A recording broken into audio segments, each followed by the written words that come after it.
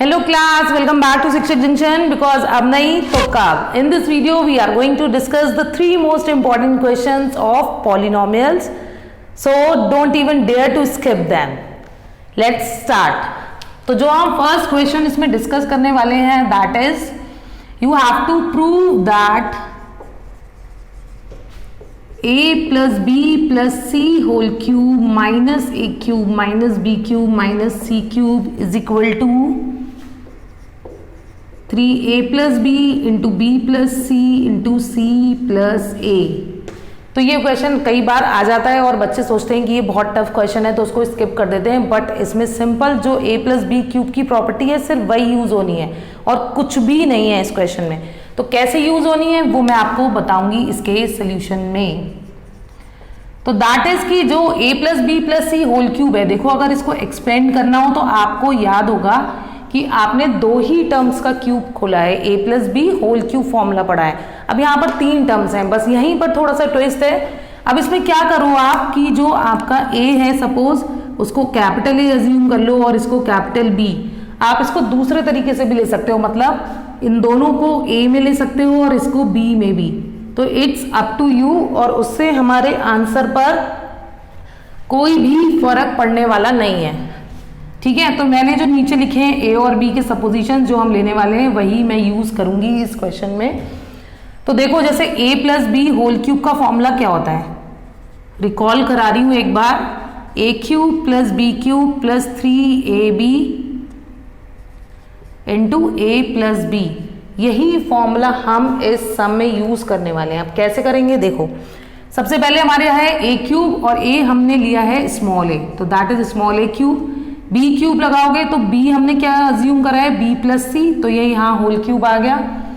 Now 3ab, तो 3a और capital B है हमारा B plus C into A plus B, और ए प्लस बी पूरी टर्म है that is A plus B plus C. देखो खुल गया ये फॉर्मूला. अब ये जब आप फॉर्मूले की आरएचएस साइड देखोगे तो इसमें सिर्फ ये वाला फॉर्मूला और ओपन हो सकता है क्योंकि वो बी प्लस सी का होल क्यूब बन रहा है. यूजिंग द सेम फॉर्मूला इसको और एक्सपेंड कर लेंगे. तो दिस इम्प्लाइज कि जो a प्लस बी प्लस सी का होल क्यूब है वो हमारा आ जाएगा a क्यूब. अब इस फॉर्मूले को ओपन करोगे आप सेम तरीके से तो ये वैल्यू आ जाएगी यहां तक, और फिर ये जो टर्म है ये एज यूजुअल कॉपी कर दो आप. ठीक है, आप देखो जो प्रूफ लाना है उसमें ये टर्म भी लानी है और ये तीनों टर्म्स नेगेटिव में आ रही हैं. दैट मीन्स कि अगर हम इन तीनों टर्म्स को नेगेटिव इधर एलएचएस साइड ले जाएं तो हमारा प्रूफ ऑलरेडी आ जाएगा. तो वही हम करने वाले हैं अब यहाँ पर. A plus B plus C whole cube minus A cube minus B cube minus C cube, ये तीनों टर्म्स जो हैं वो हम इस साइड ले आए हैं लेफ्ट हैंड साइड. ठीक है, इसलिए मैंने ये देखो ऐसे एरो बना दिए ताकि आपको ध्यान रहे कि हम इनको लेफ्ट हैंड साइड लाए हैं. और इसकी वैल्यू हो जाएगी 3bc बी प्लस सी प्लस 3ab plus C into A plus B plus C. अब देखो ये जो टर्म्स आई हैं इनमें सिर्फ अरेंज करना है ताकि हमारा आरएचएस जो है वो आ सके. तो देखो सबसे पहले इन दो टर्म्स में जो कॉमन हो वो बाहर निकाल लो. ये 3b प्लस सी यहाँ पर भी और यहाँ पर भी, इन दोनों को बाहर ले लो आप. तो सॉरी b नहीं आएगा, 3b प्लस सी बाहर आ गया, अंदर टर्म बची, यहाँ पर बचा bc और यहाँ पर आपका बचेगा a into A plus B plus C. इसको ओपन करोगे आप, देखो खोलना है सिर्फ. अब देखो अब हमें इसमें पेयरिंग करनी होगी. जो ब्रैकेट में चार टर्म्स हैं तो जो हम पेयरिंग करने वाले हैं वो हम इन दोनों को लेंगे और इन दोनों को. ऐसा क्यों करा, ऐसा जानना हो तो आप जो हमारे चैनल पर पीछे वीडियोस पड़ी हुई हैं फैक्टराइजेशन की, आप उन्हें वॉच कर सकते हैं. तो a प्लस बी आ जाएगा अगर हम इन दोनों में से कॉमन लेंगे टर्म, और इन दोनों में से देखें तो c कॉमन आएगा और बचेगा a प्लस बी. अब देखो आप 3b प्लस सी एज यूजुअल, इसमें से a प्लस बी बाहर आ जाएगा और फिर बचेगा a plus c. Now arranging the proof according to our answer that comes out to be 3a plus b into B plus C into C plus a, and hence we proved our condition given the question. तो मैंने बोला था ना questions easy होते हैं, बस दिखते tough हैं. तो दिखने पर नहीं जाना है, सिर्फ सॉल्व करना है and you will get all your answers of these type of your questions. अब देखो जो हम सेकेंड क्वेश्चन डिस्कस करने वाले हैं, वो बहुत इंपॉर्टेंट है, क्योंकि जब आपको सेकेंड आ जाएगा then only you can do the third question जो मैं इस वीडियो में बताऊंगी। तो स्किप करने की बिल्कुल मत सोचिएगा, क्योंकि जब आप सेकेंड क्वेश्चन अच्छे से कर लेंगे तभी थर्ड आपकी समझ में आएगा। ठीक है, अब देखो हमारा सेकेंड क्वेश्चन है क्या, लिख रही हूं मैं उसको। क्वेश्चन है हमारा कि prove that A square plus B square plus C square minus A B minus B C minus C A is non negative for any values of A B and C. ठीक है, मतलब हमें इस question में ये prove करना है कि ये जो टर्म है ये नॉन नेगेटिव रहेगी अगर हम कोई सी भी वैल्यूज ले लें ए बी सी की। तो इसको कैसे प्रूव करेंगे, देखो। तो सबसे पहले हमने जो टर्म थी उसको लिख लिया, और इस टर्म में अगर हम किसी सेम टर्म से मल्टीप्लाई और डिवाइड करें तो टर्म अनअफेक्टेड रहेगी। क्यों रहेगी, क्योंकि ये 2 से 2 कैंसिल हो जाएगा, तब भी आपकी वही टर्म बचेगी जो आपने अज्यूम करी थी। ठीक है, अब ये 2 क्यों करा, बहुत सारे बच्चों के दिमाग में ये सवाल आ रहा होगा, तो उसका जवाब आपको इसी क्वेश्चन में मिल जाएगा कि हमने ऐसा क्यों करा। तो देखो हमने क्या करना है, 2 इंट्रोड्यूस करा दिया है अपनी ऊपर वाली टर्म में और 1/2 एज इट इज रखा है। अब देखो इसको एक्सपेंड करने वाले हैं, 2a स्क्वायर है, 2 बार a स्क्वायर लिख लिया, ऐसे ही 2 बार b स्क्वायर। वैसे ये स्टेप करना जरूरी नहीं है, लेकिन बहुत सारे बच्चे एकदम डायरेक्ट चीजें नहीं समझ पाते हैं, उनको थोड़ा डिटेल में बताना पड़ता है, तो इसलिए उनको भी समझ में आ जाए, क्योंकि वीडियो तो कोई भी देख सकता है ना, तो इसलिए मैं इसको ऐसे एक्सपेंड कर रही हूँ। ठीक है, तो आप देखो एक्सपेंड करने से क्या हुआ, अब जो हमारी ये देखो यहाँ पर ये 2ab टर्म है, तो 2ab टर्म के संग कौन कौन से टर्म्स के स्क्वायर आएंगे, a square and b square. तो देखो यहाँ तीनों पर ऐसे टिक लगा लेती हूँ ताकि आप समझ जाओ कि हम यहाँ पर होल स्क्वायर टर्म्स बना रहे हैं। तो 1/2 ये आ जाएगा a square plus b square minus 2ab in the 1 bracket. अब देखो ऐसे ही अगर हम नेक्स्ट टर्म देखें 2bc, तो यहाँ पर b स्क्वायर और c स्क्वायर की टर्म्स आएंगी। और रेड पेन से इसको मार्क करने की इसलिए कर देती हूँ मैं, ताकि आप समझ पाएं कि हमने कौन कौन सी टर्म्स एक साथ ली हैं, और जिन पर कोई भी निशान नहीं है वो वाली हम तीसरी ब्रैकेट में ले रहे हैं टर्म्स। यहां तक क्लियर हो गया। अब उसके बाद देखो जो फर्स्ट टर्म है that is the whole square of a minus b, second is of b minus C whole square and third is of c minus a whole square.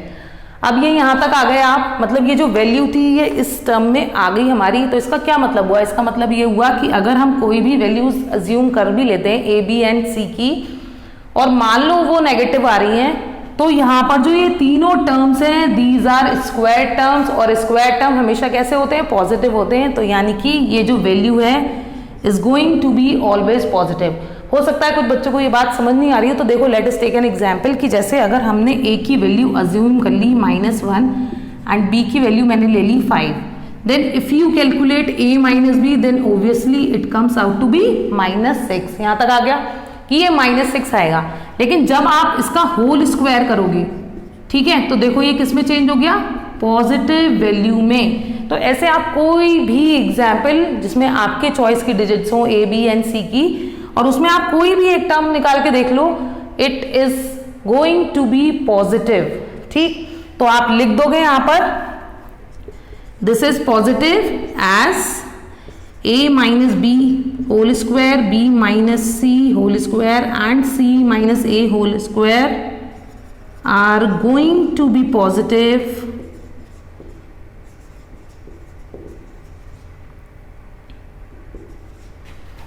for any values of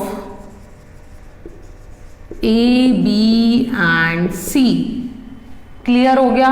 तो ये जो term आएगी this is all positive, और यहां पर इन्होंने ऐसे घुमा के दे रखा है that is non negative.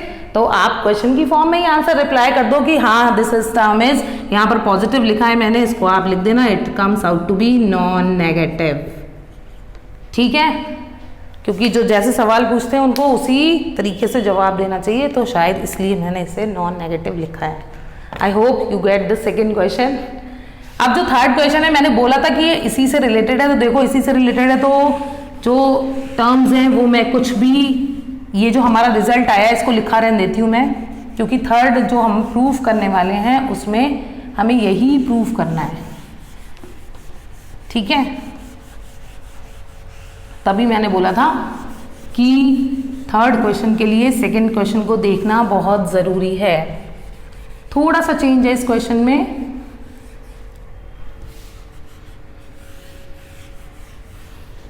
and our third question is, if this is equal to 0 then prove that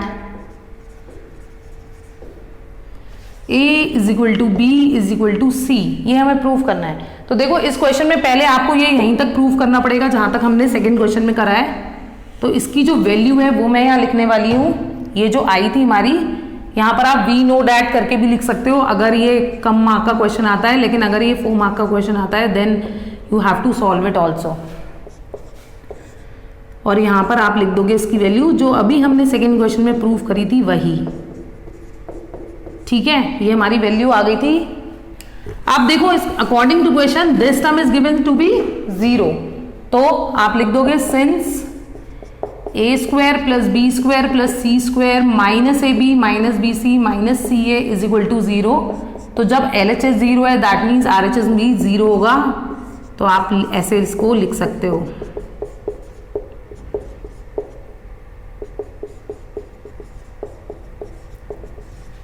तो अब ये 2 हट जाएगा यहाँ से और हमारी टर्म आ जाएगी a minus B whole square plus b minus C whole square plus c minus a whole square is comes out to be 0। अभी देखो हमने सेकेंड एग्जाम्पल में क्या पढ़ा था कि ये जो टर्म्स है हमारी, ये हमारी पॉजिटिव आएंगी for any value of A B and C, ठीक है। ये हमने पढ़ लिया था। तो अब कैसे करेंगे, देखो इसमें हम ऐसे करेंगे कि अगर हम कोई पॉजिटिव वैल्यू लगाते हैं ए बी सी की तो ये टर्म्स हमेशा पॉजिटिव आनी है। जैसे मान लो अगर हमारी a माइनस बी की वैल्यू 3 आ गई सपोज, तो 3 स्क्वायर और b माइनस सी की 4 आ गई और c माइनस ए की 5 स्क्वायर आ गई, तो this can't be equal to 0 क्योंकि 3 पॉजिटिव टर्म्स का सम 0 नहीं हो सकता, क्योंकि ये स्क्वायर टर्म है तो हमेशा पॉजिटिव ही आएंगी। तो इसको 0 प्रूफ करना है हमें क्योंकि ये कंडीशन ट्रू है। तो कैसे होगा कि अगर हमारी ये तीनों ब्रैकेट्स इंडिविजुअली 0 आ जाएं तब ये इक्वल टू 0 हो सकता है। कैसे कि अगर हमारी a माइनस बी की वैल्यू 0 हो, b माइनस सी की वैल्यू 0 हो, c माइनस ए की वैल्यू भी 0 हो, then 0 square plus 0 square plus 0 square is equal to 0, तब ये इक्वेशन जो आ रही है वो मतलब प्रूव हो सकती है। तो आप लिख दोगे for this condition to be true